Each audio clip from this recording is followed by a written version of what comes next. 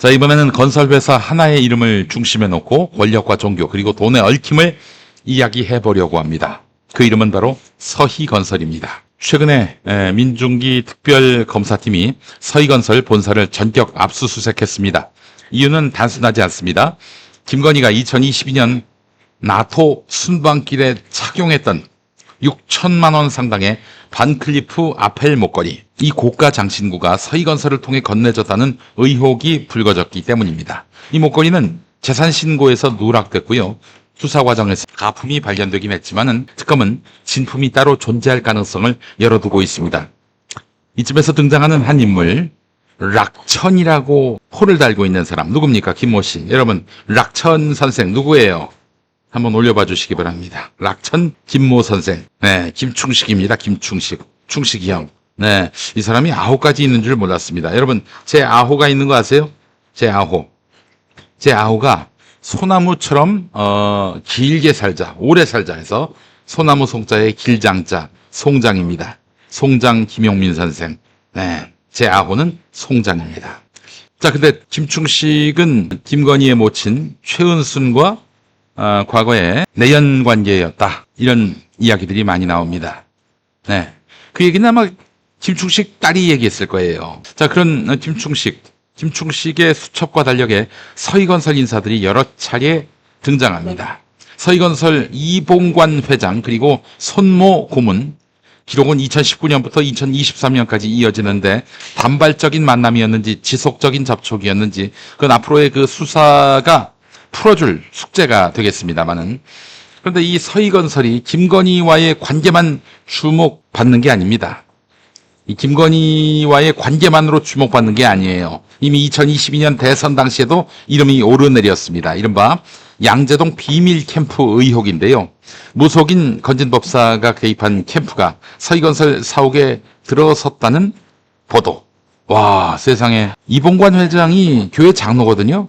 근데 무속인 건진법사의 캠프를 서희건설 사옥에다 두게 했다는 거예요.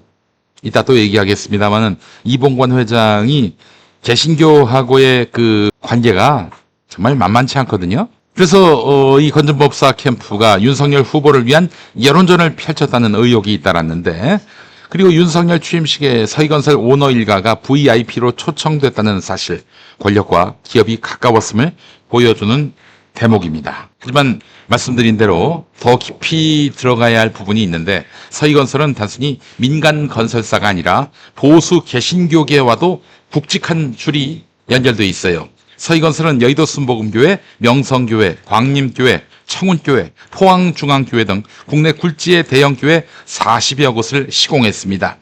회장 이봉관 씨는 스스로 독실한 개신교인이라고 밝혔고, 서울 강남의 청운교회, 여기 장로입니다.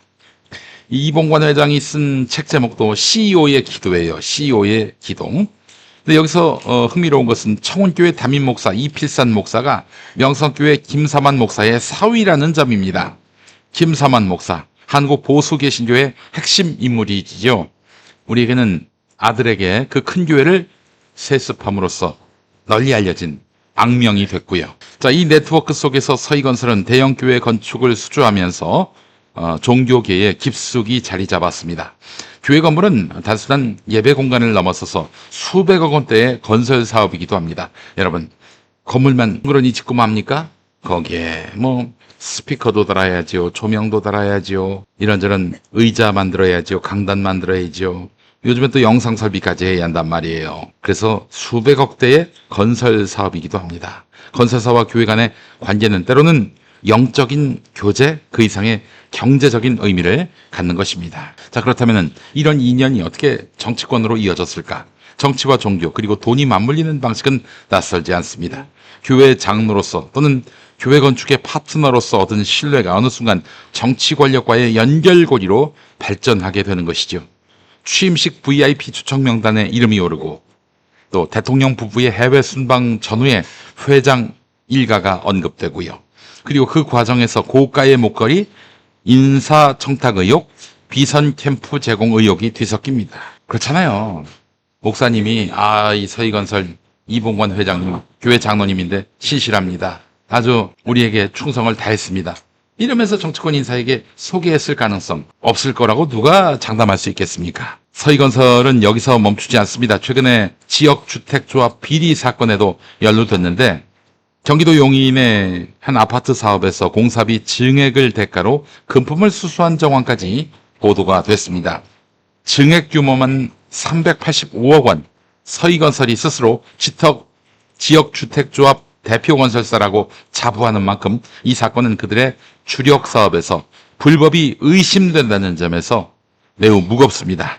결국 서희건설은 정치권, 종교계 그리고 건설사장, 건설시장 세 영역 모두에서 영향력을 행사해 왔습니다. 그리고 지금 그 영향력의 그림자가 특검과 검찰의 수사망 안에 들어왔습니다.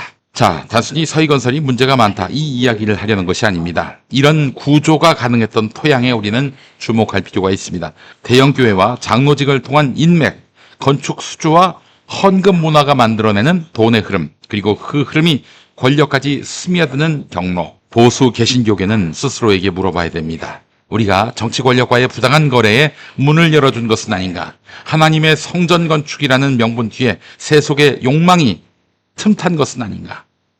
교회는 빛과 소금이어야 합니다. 하지만 돈과 권력 앞에서 빛은 흐려지고 소금은 맛을 잃을 때가 많습니다. 건축 헌금이 권력 유착의 씨앗이 되고 장로 직분이 정치 로비의 명함이 될 때 교회는 세상 속에서 신뢰를 잃게 될 것입니다. 서희건설 사태는 우리에게 불편한 거울을 들이댑니다. 그 거울 속에는 한 건설사의 로고만 있는 것이 아닙니다. 교회 이름도, 목회자의 얼굴도, 장로의 명함도 함께 비칩니다. 이제라도 개신교계는 철저히 성찰해야 합니다. 정치와의 부당한 동행을 끊어야 할 테고요. 건축을 포함한 재정 운영에서 투명성을 회복해야 하는 것입니다. 그렇지 않으면 교회 강단은 더 이상 하나님의 말씀을 전하는 곳이 아니라 세속 권력의 확성기로 변질될 것입니다. 요한복음 말씀에도 있습니다마는 세상의 빛은 어둠과 타협하지 않습니다. 소금은 권력의 부패를 방치하지 않습니다. 교회가 다시 세상의 빛과 소금이 되기를 간절히 바라는 마음입니다. 네, 소금이 짓밟히고 있는 시대입니다. 호산나님 말씀하셨습니다. 우리 삼분카레님 언제부턴가 보수 대형 교회들 때문에 개신교 인구가 갈수록 줄어들고 있는데 본인들만 인정을 안 하지요. 그리고는 길에서 예수 천국 불신지옥 외치는 거 보면 욕 나옵니다. 그래요. 이제는 더 이상 교인들을 끌어모을 수가 없으니까 어떡합니까? 있는 교인들 가스라이팅 시키는 거예요. 가스라이팅에 필요한 것은 자기들을 반대하는 세력을 악마화하는 겁니다. 정치적 반대자들을 다 빨갱이로 몰아세우면서 자기들의 정당성을 확보하려는 행태. 전광훈 소년보만 그렇습니까? 네.